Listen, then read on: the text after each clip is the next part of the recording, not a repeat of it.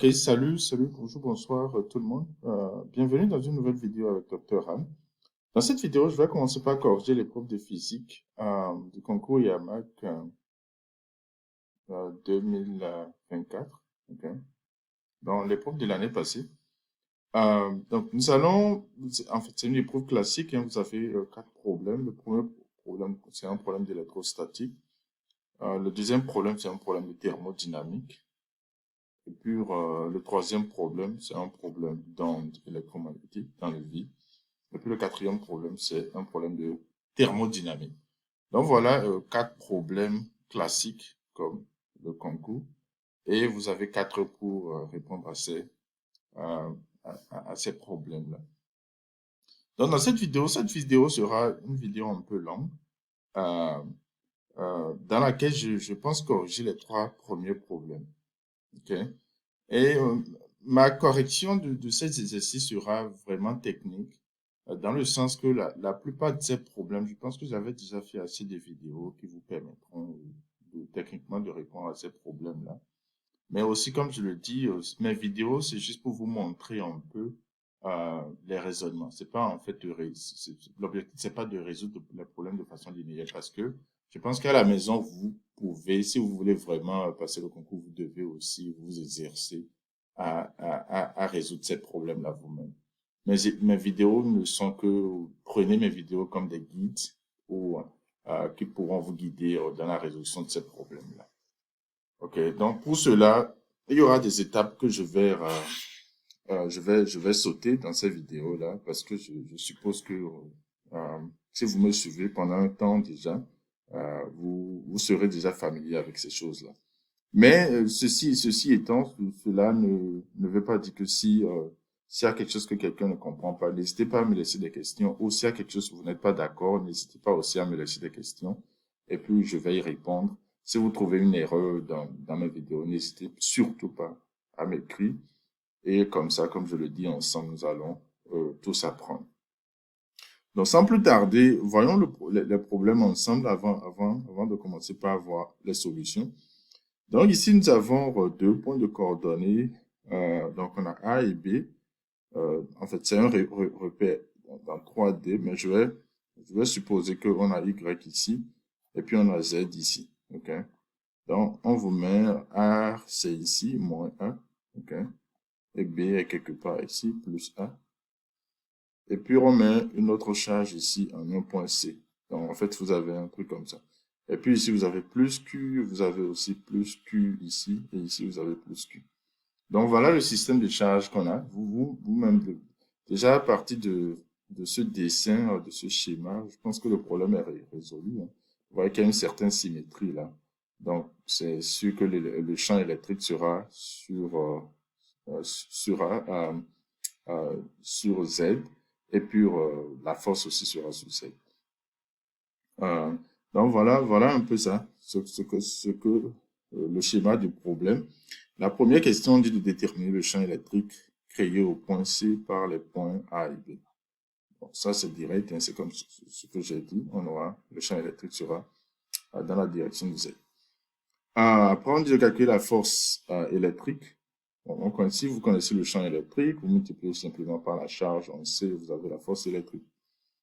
Maintenant, on dit calculer les positions de la charge mobile pour que F soit maximale. Voilà, donc on aura la force. Maintenant, cette force sera une fonction de R. R, c'est la position de la charge mobile là, sur Z. Maintenant, puisque c'est une fonction de R, on va déterminer les valeurs de R qui maximisent en fait cette force F là. Donc, on va faire la dérivée de FE par rapport à R. Là, on va poser ça égal à 0 et on va déterminer le point stationnaire et voir la dérivée seconde. Et de là, on va décider qui est maximal et qui est minimal. Maintenant, on doit calculer la position d'équilibre. OK? Maintenant, il faut comprendre ici quand est-ce que le système là sera en équilibre, puisque les deux charges là, en A et B, sont fixes. Donc, c'est la charge en C qui est en train de bouger. Donc, quelle est la position d'équilibre de ces charges-là? Qu'est-ce que ça veut dire physiquement? Si vous vous rappelez, en mécanique, on parle d'équilibre lorsque la somme des forces sur le système vous donne 0. Donc, on va voir la force sur la charge mobile ici. On va voir à quel point sur l'axe sur l'axe Z là, à quel point, où est-ce qu'il faut placer cette charge pour que la force donne 0. Maintenant, déjà, vous pouvez voir déjà, hein, vous pouvez, ayant dessiné, faire un schéma de problème, vous pouvez déjà voir que lorsque la charge va se retrouver ici, la force va s'enlever. Mais ailleurs, d'autres, vous n'aurez pas 0. Mais au moment où ce sera exactement ici, puisque c'est les mêmes charges, celui-ci va vouloir le pousser dans ce sens, celui-ci va vouloir le pousser dans ce sens. Et puis, si c'est la même distance exactement, c'est lorsque ça va venir ici que, donc lorsque R sera égal à 0. Et nous allons voir ça, nous allons arriver à cette conclusion-là en résolvant le problème. Maintenant, on dit de calculer quelle est l'énergie potentielle électrostatique de ce. Voilà, on va utiliser la formule de l'énergie potentielle électrostatique d'un système de charge. Donc, vous avez, on prend les charges 2 à 2. Avec leur distance, on aura l'énergie électrostatique potentielle.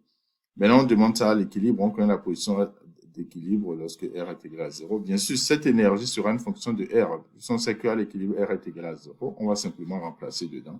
On aura la réponse. On dit de montrer qu'elle est minimale dans cette position.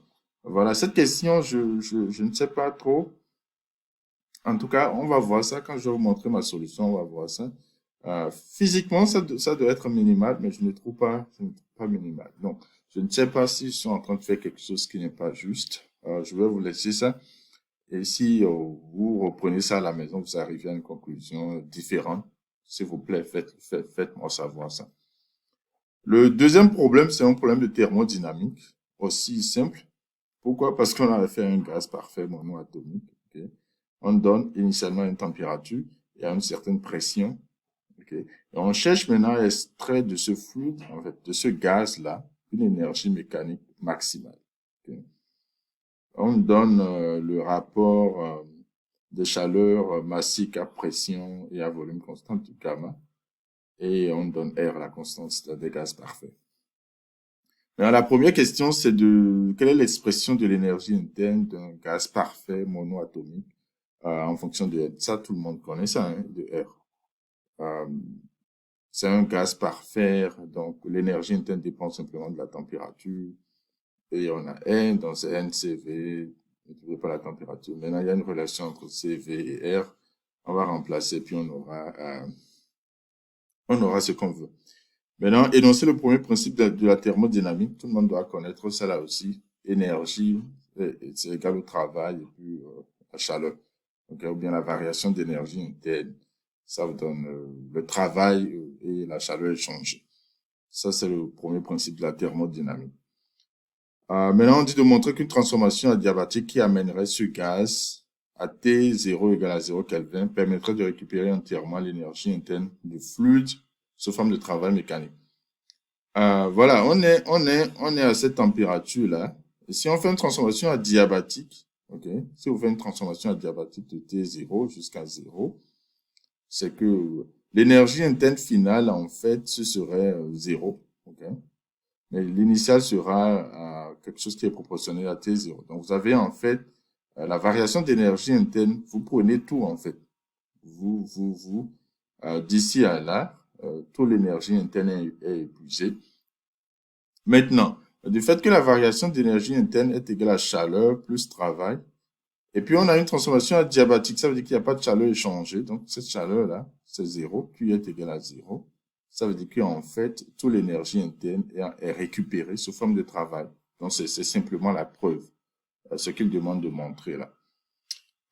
Maintenant, on nous dit maintenant que N est égal à 1, et puis on fait subir à ce fluide une détente adiabatique qui l'amenant de l'état initial T0, P0 à l'état P1, P2. Maintenant, on nous rappelle ceci. Après, on dit de montrer ceci. Ok. Ça, c'est quelque chose que je vous recommande pour ceux qui se préparent pour ce concours, ces relations sur les transformations adiabatiques. On sait que lorsque vous avez une transformation PV gamma égale à une constante, essayez de montrer ça. exercez-vous à savoir comment on est arrivé à ce résultat-là pour une transformation adiabatique d'un gaz parfait. Okay. C'est très important. Et c'est ce qu'on va faire ici, en fait. Donc, cet exercice, en fait, c'est un bon exercice pour vous rappeler. Il y a beaucoup de relations entre pression, température, volume. Il y a beaucoup de relations qu'on appelle les relations de la transformation adiabatique d'un gaz parfait que je vous conseille d'aller voir et de savoir comment les retrouver pour ne pas perdre des points comme ça. OK. Après, on dit de déduire le rapport entre P1 sur P0 en fonction de T1 gamma. Okay, ça, on va faire ça une fois qu'on établit ceci s'ensuit. Et puis, on dit de déterminer le travail mécanique échangé par le fluide. Ça aussi, c'est direct. Et puis, finalement, on va calculer certaines valeurs numériques. OK. Le troisième problème que je vais discuter dans cette vidéo, ça concerne le problème d'électromagnétique. Première question, écrire les équations de Maxwell, okay, dans le vide. Je l'ai dit plusieurs fois dans mes vidéos, les équations de Maxwell, n'allez pas vous asseoir au concours à SECNA, au niveau ingénieur, si vous ne connaissez pas les équations de Maxwell. Okay. Que ce soit dans le vide ou que ce soit en présence des charges et de courants, vous devez connaître ces équations-là par cœur. Je les ai écrits plusieurs fois dans mes vidéos. Vous pouvez les trouver partout. Tapez sur Internet les équations de Maxwell. Vous allez voir ça. Essayez d'écrire ça quelques fois au tableau. Ça sera ce sera ancré dans votre tête. Maintenant, on suppose maintenant, vous avez deux ondes planes qui se propagent, okay, dans le vide. Maintenant, les vecteurs d'ondes sont donnés comme ça. Donc, ils se propagent en direction opposée.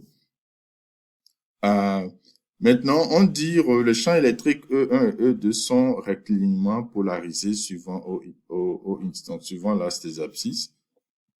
Maintenant, les deux champs ont la même amplitude, donc on rend la vie plus facile, la même pulsation et la même phase à l'origine des coordonnées. Donc, dans ce problème, pour simplicité, puisque c'est la même phase, là, on prend ça égal à 0, ça ne changera pas les résultats. Si vous voulez, vous pouvez choisir, mais puisque c'est arbitraire, ici on ne nous a pas donné une valeur, on va simplement supposer que phi est égal à 0 pour rendre la vie facile. La première, c'est d'écrire les expressions en notation réelle de E1 et E2. On voit ça, on va utiliser simplement ces cosinus d'un certain oméga. Et puis vous avez K, le produit carré de K et de R. Maintenant, le signe qui est ici, ça dépend en fait de ce que vous avez ici. Ceci se propage dans le sens positif, donc vous aurez moins. Ici, c'est dans le sens, donc vous aurez plus. Simplement. Maintenant, ce produit-là, on connaît ça, puisque le vecteur K n'est que suivant Z. Ce sera rapidement, ce sera simplement K fois Z. Maintenant, on déduit les expressions de B1 et de B2. Puisque ce sont des ondes planes, B, ce serait simplement, nous allons prendre le produit scalaire, le produit vectoriel plutôt, de K et de E. On va diviser par oméga, simplement. Et ça va me donner B. Après, on dit de déterminer l'expression des champs électriques résultants. Donc, on va seulement additionner E1 et E2, additionner B1 et B2. Et puis la dernière question, on me demande maintenant de montrer que E et B sont toujours nuls dans certains plans qu'on va déterminer. Mais là, ici, sur ce problème, vous pouvez déjà voir, puisque vous avez deux ondes qui se propagent en direction opposée, ils vont simplement former une onde stationnaire. Et on va voir ça, la composante électrique aussi bien que la composante magnétique. Ça va nous donner en fait des expressions d'ondes stationnaires. Et on sait ce qui se passe, c'est-à-dire l'onde, ça ne bouge pas, mais ça évolue comme ça. Donc, à des points, ça va s'annuler, à d'autres points, puisque ça va en haut et en bas comme ça. Ok, sans se propager en fait, mais ça oscille seulement en haut et en bas. Et il y a des points qu'on va appeler des nœuds, ça va s'annuler. Mais ici, en fait, ces nœuds-là vont représenter des plans. Et en fait, ce sont ces plans-là que le problème demande de déterminer. Donc voilà, en quelque sorte, le problème expliqué. Techniquement, je ne devais plus continuer la vidéo parce que j'ai déjà tout expliqué. Mais je vais repartir, je vais vous montrer rapidement mes solutions. OK. Donc aussi, ceux qui n'ont pas l'épreuve, ne vous inquiétez pas, je vais mettre l'épreuve en bas de la vidéo pour que si vous voulez voir ça à la maison, vous ayez accès à ça. Donc voici, j'ai essayé de sketcher le problème ici, le premier problème, où vous avez une charge ici en R, en B, et puis en C. OK? Maintenant, on demande de déterminer le champ électrique. Bon, il faut appliquer directement la formule, hein, le champ électrique créé par cette charge-là. La définition, c'est qu'une distance R, là, la définition, c'est quoi? Vous avez, quand vous avez une charge, le champ électrique, ça fait K. K qui n'est rien d'autre que 1 sur 4 pi epsilon 0, voilà, la charge. Maintenant, la distance au carré, maintenant, il faut le vecteur unitaire, ok? Maintenant, ici, on ne nous a pas donné un vecteur unitaire, donc, c'est pour cela qu'il faut faire attention. Comment définissons le vecteur unitaire ici? Ça a fait le vecteur là. Par exemple, de A, entre A et C, ça a fait AC divisé par AC. Donc, multiplié par un AC au carré, c'est pourquoi vous avez AC au cube ici. OK. Donc, le champ électrique, ça fait le champ créé par A plus le champ créé par B. Donc, vous avez AC au cube, AC divisé par AC au cube, vous avez BC divisé par BC au cube. Maintenant, il faut se rappeler, il faut calculer cette distance-là, ou plutôt calculer ces vecteurs-là. AC, ça fait le vecteur entre A et C. Si vous calculez bien, vous aurez 0, vous aurez A suivant Y, et vous avez R suivant Z. Okay? BC, vous aurez 0, vous aurez moins A suivant Y, et puis R suivant Z. Et si vous calculez la distance, ça fait racine carrée hein, des composantes au carré. Donc, la distance AB, en fait, c'est exactement la même chose que la distance AC. Okay? Donc, de là, vous remplacez dedans et vous allez voir que, en fait, le champ que vous trouvez, ça vous donne ceci. Donc, voilà ce que vous avez comme expression de champ électrique créé par ces deux charges-là, par A et B, le champ électrique total que le problème est en train de demander. Donc, ceci est très important. Il faut se rappeler, n'oubliez pas de mettre le vecteur unitaire ici, qui en fait, le vecteur unitaire, ça fait le vecteur, dans ce cas-là, ça fait AC divisé par AC. OK. Et quand vous remplacez dedans, si vous mettez ça ici, puisque ici, c'est déjà AC au carré. C'est pourquoi vous avez les AC au cube et BC au cube. Donc, voilà un peu ça. Ça, c'est la première question pour l'expression du champ électrique. Maintenant, on demande la force sur la charge mobile. On avait déjà le champ électrique ici. Vous avez déjà le champ électrique qui est ici, créé par les deux charges-là. Donc, la force, simplement, ça a fait la charge de la charge mobile multipliée par ce champ électrique-là. Donc, FE, ça a fait simplement ceci. Q, puisque la charge mobile, la charge en C, aussi a une charge plus Q. Donc, ça fait Q multiplié par E, et ça vous donne ceci. Et c'est toujours suivant Z. Et comme j'avais expliqué au début de la vidéo, ce résultat ne devrait pas vous étonner, puisqu'on a une certaine symétrie du problème, et d'après la symétrie du problème, le champ ou bien la force, ça doit pouvoir se diriger suivant Z. Donc maintenant, on demande la position pour que FE de C soit maximale. C'est ce que j'expliquais. Donc, on a une force qui dépend de R, ok? Donc, on veut déterminer la valeur de R pour que cette force-là, vous ayez un nombre maximal. Maintenant, qu'est-ce qu'il faut faire? Il faut simplement prendre la dérivée que je suis en train d'appeler F' ici. Donc, ce que j'appelle F', c'est la dérivée de la force par rapport à R. Donc, ça donne 0. Et j'ai défini un certain alpha ici. Vous avez une constante. Tout ce qui est ici, toute cette partie-là, c'est une constante. Donc, on oublie ça. Donc, alpha, la dérivée par rapport à R de ceci doit pouvoir donner 0. OK. Mais non, je vous donne ce résultat-là. Je n'ai pas montré comment je suis arrivé là, mais j'imagine que tout le monde peut, si vous faites un peu de manipulation, vous devez pouvoir arriver à ce résultat-là, comme la dérivée. Quand vous calculez la dérivée de ceci, ça va vous donner ceci. Si vous faites à la maison et vous trouvez un résultat différent, n'hésitez pas à me le faire savoir et je vais revoir ma dérivée, mon calcul de dérivée. Mais je pense que ce résultat est correct. OK. Donc, voilà ce que vous avez. Et vous posez ceci égal à 0. Le dénominateur ne peut pas être égal à 0. Le numérateur égal à 0. Donc, vous trouvez deux valeurs de R. Vous trouvez ceci et ceci. OK. Et ceci est, en fait, c'est pas, il n'y a pas trop d'ambiguïté sur ça, hein. Si vous voulez, vous pouvez calculer la dérivée seconde et remplacer dedans. Mais je pense pas que c'est nécessaire. Pourquoi? Parce que si vous regardez la fonction, la force, là, c'est une fonction impaire de R. Ok. Donc, si vous avez ces deux valeurs-là, un qui est positif, un qui est négatif, si vous remplacez, en fait, FE de moins A sur racine carrée de 2, ça va vous donner une valeur, c'est plus petit que celui de ceci.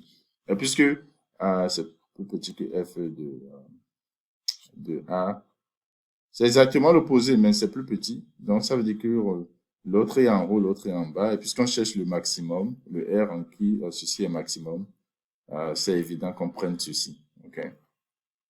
Et bien sûr, vous avez simplement deux points stationnaires. Donc, pour choisir, il faut simplement comparer la valeur de la fonction à ces deux points. Je ne pense pas que c'est nécessaire d'aller calculer la dérivée seconde pour voir si c'est positif ou si c'est négatif. Ceci, ça vous permet simplement de choisir. Maintenant, on demande la position d'équilibre. J'avais déjà expliqué qu'en équilibre, il faudrait que la force sur la charge mobile. Dans cette charge-là, où est-ce qu'il faut placer cette charge suivant Z là pour que la force sur ça s'annule. Donc, j'avais déjà expliqué, à partir de la géométrie du problème, vous pouvez déjà deviner. Mais on peut retrouver ce même résultat ici en posant la force égale à 0. Si la force est égale à 0, tout ceci est une constante, le dénominateur ne peut pas s'annuler. Donc, il n'y a que le R qui doit pouvoir donner 0. Donc, R égale à 0 qui nous donne en fait la position d'équilibre.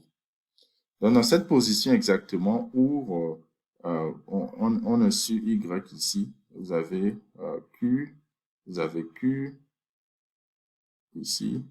Dans cette position, votre charge, vous allez placer la charge Q exactement ici, dans cette position 0. Donc, si c'est moins A, vous allez voir que la force totale sur ça, ça va pouvoir vous donner 0. Et c'est là l'équilibre, en fait. Le système va vouloir venir se reposer là.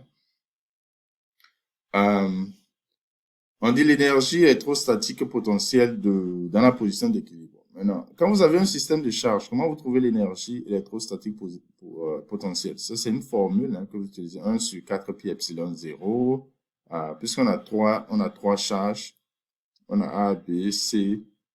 Donc, vous allez faire QA, QB, QA, QC, QB, QC. Et vous divisez simplement par la distance entre les points. Maintenant, la distance entre A et B, c'est 2A, puisqu'on est à moins A à A. Donc, la distance entre les deux, c'est 2A. La distance en A, C, on l'avait déjà calculé. La distance B, C, on l'avait calculé. Donc, vous remplacez simplement dedans.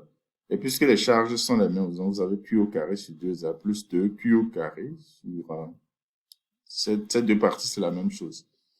Et lorsque R est égal à 0, vous remplacez simplement R égale à 0 ici. Et vous devez arriver à ce résultat. Si c'est Q. Donc, l'énergie potentielle électrostatique potentielle dans la position d'équilibre, ça nous donne cette valeur-là. OK? Maintenant, la question qui suit, c'est ça. Je ne sais pas s'ils sont en train de faire quelque chose qui ne va pas. On dit de montrer en fait que cette énergie est minimale dans la position d'équilibre. Ce qui est physiquement, c'est ce que vous devez, si vous réfléchissez, vous pensez à la physique du problème, ça devait être ça. L'énergie devait être minimale quand vous êtes dans la position d'équilibre. Comment montrer ça? Vous calculez la première, vous dérivez ceci, et vous allez trouver ceci. Rappelez-vous que si vous savez, la force, en fait, est égale à l'opposé de la dérivée de l'énergie potentielle par rapport à R. Donc, simplement, vous allez voir que l'expression qu'on a ici, on trouve l'opposé de la force. Maintenant, donc simplement, ceci égale à 0, la dérivée égale à 0, on trouve un seul point stationnaire. Techniquement, ce point stationnaire devrait nous conduire à une conclusion de minimum. Mais quand vous calculez la dérivée seconde, vous remplacez ceci en fait, vous allez voir que la dérivée seconde vous donne un nombre négatif qui est en train de dire en fait que vous avez un maximum ici, que je ne comprends pas. Je ne sais pas si je suis en train de faire quelque chose de mauvais ou peut-être je ne suis pas en train d'utiliser la bonne convention pour définir cette énergie-là. Mais de ma mémoire, je pense que je ne fais pas d'erreur ici. Donc, je vous invite en fait à vérifier ceci. Si vous arrivez à une conclusion différente ou vous voyez que j'ai fait une erreur quelque part, n'hésitez pas à me le faire savoir. Peut-être que j'ai oublié une définition. Je ne sais pas. Aussi, comment il faut voir ça? Si vous partez de cette formule-là, vous allez voir qu'en fait, ce thème-ci, ceci c'est une constante, mais ce thème-ci est inversement proportionnel à R, en quelque sorte. Donc, techniquement, lorsque R est égal à 0, c'est là où vous aurez la plus grande valeur de ceci, en fait. Donc, dit que en R égale à 0, vous avez un minimum, ce n'est pas vraiment, même déjà d'ici, vous allez voir déjà qu'il y a un problème. Donc, je ne sais pas si je suis en train d'utiliser la bonne formule ici. Peut-être que je n'ai pas bien compris le problème. Je ne sais pas trop. Donc, je vous laisse ceci à voir, ok, voir à la maison. Euh, et en fait, moi, savoir si vous arrivez à une conclusion différente. Donc voilà la fin du premier problème, un problème intéressant que je pense aussi, mais très simple aussi à résoudre. Si on vous donne ce problème pour le concours, je pense que vous devez être heureux. Le truc, c'est qu'il faut juste gérer le temps et avoir des réflexes et pour pouvoir vite aller. Okay. Mais bien sûr, je suis en train de dire ça, mais comme je l'ai dit, dans un concours, il y a beaucoup de paramètres. Il y a le stress du temps, tout ça, qui peut faire que vous pouvez faire des erreurs. Mais avec beaucoup d'exercices, beaucoup de pratiques, vous devez être en mesure de gérer ce stress-là le jour du concours. Donc, ceci étant, nous allons passer maintenant au second problème, qui est un problème de thermodynamique. Okay? Donc, on donne un gaz monoatomique avec un certain nombre de moles, initialement à cette température-là. À cette pression, on donne la constante gamma et on donne euh, la constance de gaz parfait. On dit de donner l'expression de l'énergie interne d'un gaz monoatomique. Bon, ça, c'est direct, hein. Ça, c'est question de cours, ok? Il n'y a pas de démonstration à faire ici, il n'y a rien à faire. C'est déjà établi, tout le monde connaît, quand vous avez un gaz monoatomique, bon, l'énergie interne, ça ne dépend que de la température, donc ça fait NCV. Ça, c'est la chaleur massique à volume constant. Et ceci pour un gaz monoatomique, c'est égal à 3 demi de R. Donc finalement, l'énergie interne, ça vous donne simplement ceci. Okay? Ça, je n'ai rien inventé. Il n'y a même pas à réfléchir là. Okay? Maintenant, on demande le premier principe de la thermodynamique. Ça, à connaître. Okay? Le principe de la thermodynamique, avant que vous n'allez vous asseoir au concours, essayez de connaître ça. Okay? Ça, on dit simplement que la variation en énergie interne, ça fait le travail effectué et que la chaleur est changée. Okay? Parfois, vous allez voir delta U égale à W plus Q. Ou parfois, on va dire DU égale à dW plus delta Q. De toute façon, on dira que ceci, c'est pas un différentiel exact. Donc, on mettra ça comme ça. Mais ça, c'est simplement ce que ça veut dire si vous voulez l'énergie interne d'un système. Actuellement, ça doit être un système qui est fermé. Vous avez juste à considérer quel est le travail effectué par le système et puis la chaleur est changée. Donc voilà un peu le premier principe de la thermodynamique. Comment je dis, l'énonciation exacte, ça dépend. Il n'y a pas. L'essentiel, c'est d'expliquer en ces points-là, en ces mots-là, que énergie interne, ce n'est rien d'autre que travail plus chaleur échangée. Ceci étant, on dit de montrer que, mais j'avais déjà expliqué ça, que l'énergie interne, lorsque vous faites une transformation, donc initialement vous êtes à T0 là, et vous venez à 0 Kelvin, pour le gaz parfait, en suivant une transformation adiabatique, on dit de montrer qu'en fait l'énergie interne est totalement transférée en travail mécanique. Ok? Donc, premier principe de la thermodynamique, variation de l'énergie interne, ça fait chaleur plus travail. Mais ici, puisqu'on a une transformation adiabatique, ok, chaleur égale à 0. Maintenant, la variation de l'énergie interne, puisque c'est un gaz parfait, on a la formule ici, ça ne dépend que. Donc, ça a fait quoi? Ça a fait la température finale, la température initiale. Maintenant, on a vu que la température finale, T finale, dans ce cas, c'est 0 Kelvin, parce que vous avez transformé, en fait, la transformation est partie de T0 à 0. Donc, en fait, vous récupérez toute l'énergie interne que vous avez dans le gaz, en fait, que le gaz avait raté 0. Maintenant, cette énergie interne doit exactement être égale au travail. Donc, cette transformation, effectivement, transforme l'énergie interne en travail mécanique, simplement. Et puis, vous voyez que le travail, ici, vous avez un signe négatif, ça veut dire que, en fait, le gaz est en train de travailler, est en train de faire, exercer le travail sur le milieu extérieur. Okay. Donc, je pense que c'est la preuve. Peut-être, durant le concours, il faut donner un peu plus d'explications, il faut expliquer. Mais je pense que ceci, en fait, ceci en elle-même explique déjà, montre déjà ce qu'ils sont en train de demander. OK. Maintenant, la question numéro 4, on dit que n est égal à 1. Et là, maintenant, la transformation adiabatique, c'est de T0, P0 à T1, P1. Maintenant, on demande de montrer cette relation-là. C'est une relation qui est toujours vraie quand vous avez un gaz parfait qui a subi une transformation adiabatique. Et pour cela, ils nous ont donné ceci. OK. La variation de la chaleur, vous pouvez écrire ça comme ça. OK. Ça fait CV, qui est la chaleur massique à volume constant, dt plus P, d de V. Okay. Maintenant, qu'est-ce qu'il faut faire ici? On sait que en fait, ceci, ça donne 0. Okay. Ceci, ça donne 0. On va exploiter ça plus tard, puisqu'on a une transformation adiabatique. Donc, ceci, il n'y a pas d'échange de chaleur. Donc, ceci doit pouvoir nous donner 0. Maintenant, il faut vous rappelez-vous que vous avez un gaz parfait. Donc, quand vous avez un gaz parfait, vous avez PV égale à quoi? Égal à nRT, mais N est égal à 1. On est en train de calculer, on est en train de travailler dans le cas où N est égal à 1. Donc, ça fait RT. OK? Donc, ici, si vous tirez T, ça fait 1 sur RPV. Donc, ce D de T là, cette différentielle de T, nous allons écrire ça comme P D de V plus V D de P. Ceci est très important dans la preuve. Parce que rappelez-vous que lors de la transformation adiabatique, le volume aussi bien que la pression change. Donc, ne faites pas erreur d'écrire que D de T, c'est simplement égal à P D de V, ou bien de choisir simplement V D de P. Ça ne marchera pas. Donc, il faut considérer la différentielle totale parce que aussi bien que le volume, que la pression change. Donc, ceci étant, on viendra ici. Donc, cet petit changement en chaleur, vous pouvez réécrire ça maintenant.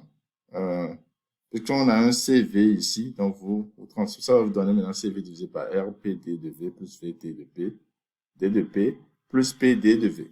Maintenant, on va utiliser cette relation-là, okay, qui est très important ici. On sait que CP, CV, égale à CV plus R. Donc, maintenant, CP, c'est aussi égal à gamma, puisque gamma, notre gamma, c'est CP divisé par CV.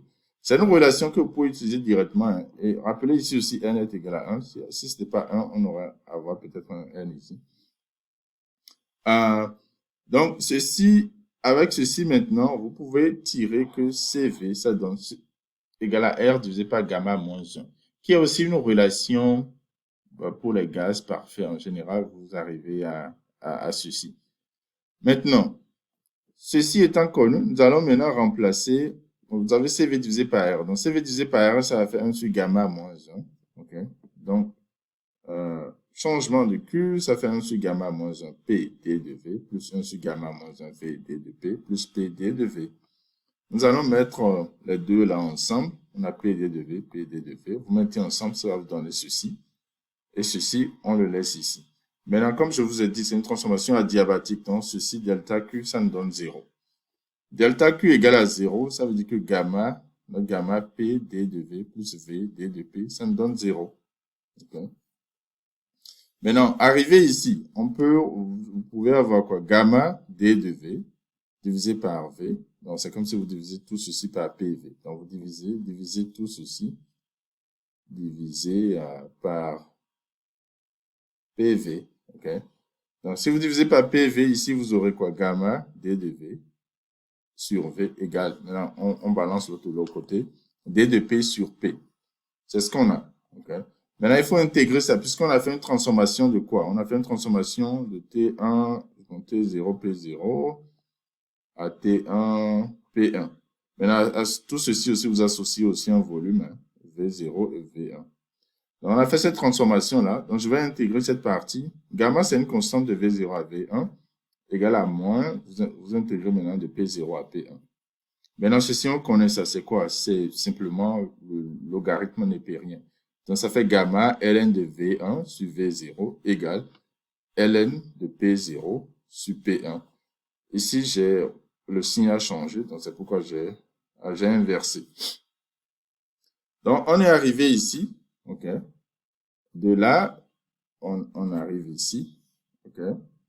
C'est juste, vous renversez ici, vous renversez aussi ici, et vous prenez l'exponentielle. Donc, prenez l'exponentielle de tout ceci, exponentielle. Donc, quand vous prenez l'exponentielle de tout ceci, vous arrivez maintenant à cette relation-là, qui est une relation très importante, ok? Maintenant, de cette relation, puisque on veut une relation température et volume, on va utiliser la loi d'état des gaz parfait. Donc, on a P1, V1, ça fait RT1. Vous avez P0, V0, ça fait aussi RT0. Rappelez-vous qu'on est en train de travailler avec N égale à 1. OK? Donc, quand vous faites ça, dans ce rapport-là, vous arrivez là. Donc, ça vous permettra de tirer P1 sur P0. Donc, P1 sur P0, ça vous donne V0 sur V1, T1 sur T0. Et vous, cette relation que vous avez maintenant, vous allez vous remplacer ici. OK? Donc, en remplaçant ici, dans ceci maintenant, vous arrivez simplement à votre relation. Donc, voici comment il faut montrer, il faut procéder pour montrer. Et je vous conseille vivement de faire cette démonstration à la maison une fois, ou peut-être deux fois. Il y a aussi beaucoup d'autres formules que vous pouvez tirer lorsque vous avez un gaz parfait qui subit une transformation adiabatique. C'est un bon exercice à faire. Ok, l'étape la plus importante, je pense, c'est de se rappeler, en fait, c'est d'écrire, de ne pas faire cette erreur ici. D'écrire, en fait, que d de t, ça vous donne pd de v plus vd de p. Et ceci, vous devez vous rappeler que lors d'une transformation adiabatique, aussi bien la pression que le volume change. Donc, ceci étant fait, on nous demande maintenant de déterminer l'expression de P1 sur P0 en fonction de... Bon, une fois que vous avez déjà fait ceci, le reste, c'est du gâteau, hein. On a ceci, ok, on a déjà montré ça. Donc, vous utilisez simplement la loi d'état des gaz parfait. De là, vous tirez V0 sur V1, qui vous donnera ceci. Et simplement, le reste, c'est juste vous remplacer dedans. Hein. On a maintenant V0 sur V1, qui est une fonction de P0 sur P1. Donc, on vient ici, on va remplacer ceci par ceci. Ok. Et ça vous donnera ce qui est ici. Et de là, maintenant, vous pouvez tirer P1. P1 sur P0 à la puissance gamma, ça vous donnera ceci. OK? Et de là, vous tirez P1 sur P0. Donc, simplement, il faut diviser tout ceci par gamma moins 1. Donc, P1 sur P0, ça vous donne ceci. T1 sur T0 à la puissance gamma, divisé par gamma moins 1. Sauf erreur de calcul. Donc, si vous constatez une erreur dans ma méthodologie, n'hésitez pas à me le faire savoir. Et comme je le dis, je vais essayer de corriger, de rectifier ça. La question 4, c'est on demande de calculer le travail mécanique échangé. Bon, ça, on a déjà, il n'y a même rien à calculer ici, vous écrivez simplement la formule. Si vous voulez, vous pouvez transformer ça. Je pense que ça doit donner quelque chose de, je pense, P1, V1 moins P0, V0 aussi. Divisé par gamma moins 1. Vous pouvez montrer que ça donne aussi ça. Pour une transformation adiabatique, il suffit simplement de partir de PV gamma égale à une constante. Okay. De rappeler que D de oméga, ça fait moins PD de V. Et d'ici là, vous mettez dedans et vous intégrez. Et vous devez arriver à cette formule-là. Okay. Mais ici aussi, c'est correct, puisqu'on a déjà montré qu'en fait, taux l'énergie interne est transformée est égal au travail. Et on parle de T1, T0 et N est égal à 1. Donc, simplement, ça va me donner ceci. La formule qu'on avait écrite au départ, dans notre première formule, voilà, cette histoire-là, on l'avait déjà. Donc, simplement, on n'a pas besoin de faire encore plus de démonstrations. Mais si vous voulez, vous pouvez montrer que ça donne ceci, si je ne me trompe pas. Après, on demande de calculer, de faire des calculs numériques, de déterminer T1, ok, et après de déterminer oméga. On a ceci, on a P0, on donne P, on donne P1, on donne P0, donc on a T0. Donc, c'est que P1 sur P0, ça me donne T1 sur T0, gamma Maintenant, rappelez-vous, gamma, ça fait 5 divisé par 3. Donc, si vous faites gamma, gamma moins 1, ça me donne quoi? Ça fait moins 1, moins 3. Donc, ça fait 2 sur 3. OK? Donc, si vous faites 5 sur 3 divisé par 2 sur 3, ça vous donne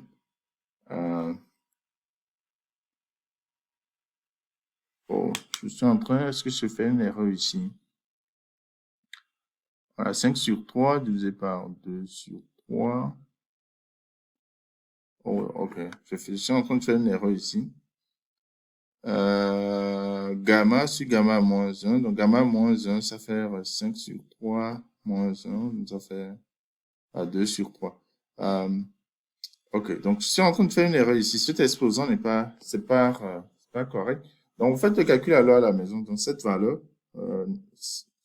que je viens de calculer, j'ai calculé ici, c'est pas juste. Je me demande pourquoi j'ai fait, oh, non, non, non, non, non, non, c'est bon, c'est bon. Je pense pas qu'il y a une erreur ici. Ok. Donc, vous avez, en fait, ici, vous avez gamma sur gamma moins 1, mais ce que j'ai ici, si vous voulez, vous êtes en train de tirer, on veut en fait la température. Donc, T1 sur T0, en fait, il faut inverser ici. Donc, ça fait gamma moins 1 sur gamma, ok. Tout ceci à la puissance gamma moins 1 sur gamma. Maintenant, gamma moins 1, on a vu que ça fait 2 tiers, et puis gamma, c'est 5 tiers. Donc, si vous faites 2 tiers divisé par 5 tiers, ça vous donne 2 sur 5, qui fait 0,4. Okay. C'est pourquoi j'ai l'exposant 0,4 ici. Je me rappelle maintenant. Donc, vous avez 1000 Kelvin multiplié par 0,1. 0,1 parce qu'on a P1 qui fait 10 puissance 5, l'autre ça fait 10 puissance 6. Quand vous divisez, ça vous donne 0,1 à la puissance 0,4. Donc, quand vous faites le calcul, vous arrivez à ce résultat, que la température T1, en fait, ça fait 398,10 Kelvin environ. Et de là, on va simplement appliquer cette formule-là pour trouver le travail. Okay. Mais ici, c'est un travail négatif. Je pense que vous pouvez reporter la valeur positive là. 7823,62 joules. Okay. Donc, sauf erreur de calcul, si vous constatez une erreur dans mes calculs, n'hésitez pas à me le faire savoir. Et on va corriger tout ça ensemble. Mais l'essentiel ici, c'est la méthodologie. Comme je le dis, je peux faire des erreurs dans mes calculs, mais aussi le raisonnement, vous devez surtout vous focaliser sur le raisonnement. Et s'il y a des erreurs dans mes raisonnements, je fais des affirmations qui ne sont pas correctes, n'hésitez pas à me le faire savoir. Je ne suis pas, je connais pas tout. Et ces choses-là, parfois, il me faut aller en arrière pour me rappeler de toutes ces notions de base de physique. Donc, je peux bien sûr faire des erreurs. Donc, voilà la fin du deuxième problème. Okay. Mais non, je vais continuer la vidéo. Nous allons voir le troisième problème. Dans le troisième problème, bien sûr, j'avais déjà expliqué, l'espace est toujours rapporté au système d'axe X, O, X, Y, Z. La première question, c'est de rappeler les équations de Maxwell. Je les ai écrites ici, dans le vide. Je ne vais pas réexpliquer ça comme je vous ai dit. J'ai déjà écrit ces équations-là plusieurs fois. Et je vous conseille de savoir, de les connaître par cœur. Vous avez la divergence de E, ça doit donner 0, puisqu'on est dans le vide. La divergence de B aussi donne 0. Le rotationnel de E, ça fait moins la dérivée de B par rapport à T. Et puis le rotationnel de B, ça vous donne 0 avec epsilon 0, la dérivée par rapport au temps du champ électrique. Ça, c'est les 4 équations de Maxwell. Okay? Équations de Maxwell à connaître par cœur. Okay? Dans le vide, aussi bien qu'en présence des sources. Okay? Si on avait des sources de charge et de courant, ceci ne serait pas 0. Vous aurez des termes supplémentaires pour les deux dernières équations. Si je ne me trompe pas bien sûr. Maintenant, on donne deux ondes planes et on donne leur vecteur d'onde. Okay. Maintenant, on dit K1, ça va plus K dans la direction Z et puis K2, ça fait moins K. Maintenant, on demande que les champs E1 sont polarisés suivant OX ont la même amplitude et même pulsation oméga. OK. Et de même phase à l'origine. Comme j'avais expliqué, nous allons prendre cette phase à l'origine égale à 0. Puisque c'est la même phase à l'origine, ça ne devrait pas changer. Si on prend 0, ça ne changerait pas à nos résultats.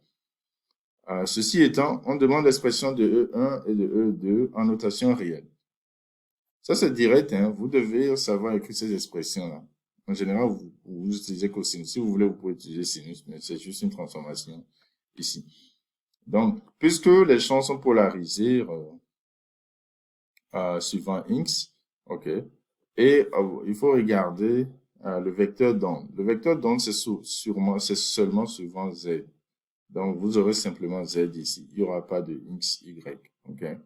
Maintenant, il faut savoir si c'est moins ou plus. Moins lorsque c'est en train de se propager dans la direction positive, plus lorsque c'est dans la direction négative. Ok. Et simplement, ici, vous avez la pulsation multipliée par le temps. Et comme je l'ai dit, on va prendre phi égale à 0 pour nous faciliter la tâche. Donc, voilà l'expression en réel, en notation réelle des deux champs, en fait, que vous avez dans le système. Maintenant, de là, on demande maintenant de déduire le champ magnétique. Donc, on a l'expression de champ électrique, champ magnétique. Maintenant, nous avons l'onde plane. Ce sont les ondes planes dans le vide. Donc, le champ B, on peut déterminer ça en faisant ce produit vectoriel-là. En fait, 1 sur oméga, le produit vectoriel de K et de E. Et ça vous donnera le champ B. Ceci aussi, directement, je vous laisse déterminer ça. B1, ça fait 1 sur oméga K1, produit vectoriel. Rappelez-vous que K1, là, c'est égal à K divisé par K suivant Z. Et K2, ça fait moins K suivant Z. Okay? Donc, vous aurez simplement à faire le produit vectoriel de Z et le champ électrique, c'est suivant X. Donc, c'est pour cela que vous avez un résultat qui est suivant Y. Vous multipliez simplement les deux là. Donc, au finish, oh non, il y a un K ici que je suis en train d'oublier. Oh, je suis en train de faire une erreur grave ici. Voilà, vous avez un K. Donc, il y a un, voilà, B, vous avez K ici, parce que rappelez-vous que K1, il y a K, K2, vous avez aussi K. Donc, vous avez K sur oméga, E0, K sur oméga, ici aussi. Donc, voilà B1 et B2. Okay. Maintenant, on demande de déterminer l'expression, en fait, des champs résultants. Donc, on veut en fait le champ total. OK. Donc, qu'est-ce que ça donne? Pour le champ électrique total, vous additionnez simplement les deux champs électriques. Hein. Donc, vous avez E1 plus E2. Donc, vous avez cosinus de quelque chose plus cosinus de quelque chose. Mais rappelez-vous que cosinus de A plus cosinus de B, ça c'est une formule à se rappeler. Okay? Ça fait 2 cosinus de A plus B, si je ne me trompe pas, sur 2 cosinus de A moins B sur 2. Okay? Donc, avec ça, vous pouvez vous convaincre que ceci vous donne ce qui est en bas. Là. La direction ne change pas. Vous avez un 2 ici qui multiplie ceci et vous avez ceci. Maintenant, si vous voyez déjà l'expression, là, c'est ce que je disais en fait. Vous avez un champ électrique stationnaire ici, puisque vous avez une séparation temporelle, une séparation dans l'espace, de l'espace en fait. Et vous avez un produit entre les deux. Vous faites la même chose. Il y avait une erreur. Il y a un cas ici qui est en train que j'avais oublié. Donc, vous faites la même chose, ok, pour ceci, mais ici, vous avez un cosinus moins un cosinus. Rappelez-vous également que vous avez cosinus de A moins cosinus de B. Ça fait moins 2 sinus de A plus B divisé par 2. Et sinus de A moins B divisé par 2. Donc, c'est cette formule-là que j'utilise. Et quand j'utilise, j'arrive à ce résultat-là. OK. Donc, vous avez ça suivant aussi Y. Et voilà, donc vous avez le champ électrique total et vous avez le champ magnétique total. Maintenant, la dernière question, c'est de montrer que en fait, ces champs-là sont constamment nuls dans certains plans qu'on va déterminer. On va simplement poser E égale à 0 et aussi B égale à 0. OK? Maintenant, ceci, qu'est-ce que ça va me donner? E égale au vecteur nul, ça veut dire qu'en fait, cette expression, ça doit nous donner 0. Maintenant, puisqu'on est en train de chercher un plan, on ne veut pas, on ne voit pas la variation temporelle, on va simplement se concentrer sur l'espace, la composante d'espace. Donc, c'est pour cela que je prends seulement ceci, cette partie-là. Donc, vous savez cosinus de kz égale à 0, ça veut dire que kz égale à pi sur 2 plus npi, avec n bien sûr un entier relatif. Et de là, vous tirez z. Donc, ce z-là, c'est en fait, c'est ces points-là. Si vous étiez en 2 dimensions, ce sera vous aurez simplement des points. Comme ça, où le truc s'annule, on appelle ça des nœuds. Si vous vous rappelez, hein, des zones stationnaires, vous avez des points où ça ne bouge pas, c'est toujours fixe. Et puis votre onde oscille seulement en haut et en bas. Mais ici, nous avons des plans. On est dans l'espace, à ces points-là, ce sont des plans. Donc, dans ces plans d'équation, okay, le champ E sera toujours nul, sera toujours constamment nul. Et ça s'explique parce que vous avez deux ondes, en fait, qui viennent se rencontrer. Donc, ils vont former une onde stationnaire et qui aura des points, il y aura des plans où ça va s'annuler, en fait, des plans de nœuds. Et puis, on fait la même chose. Il y a toujours un cas ici que j'ai oublié.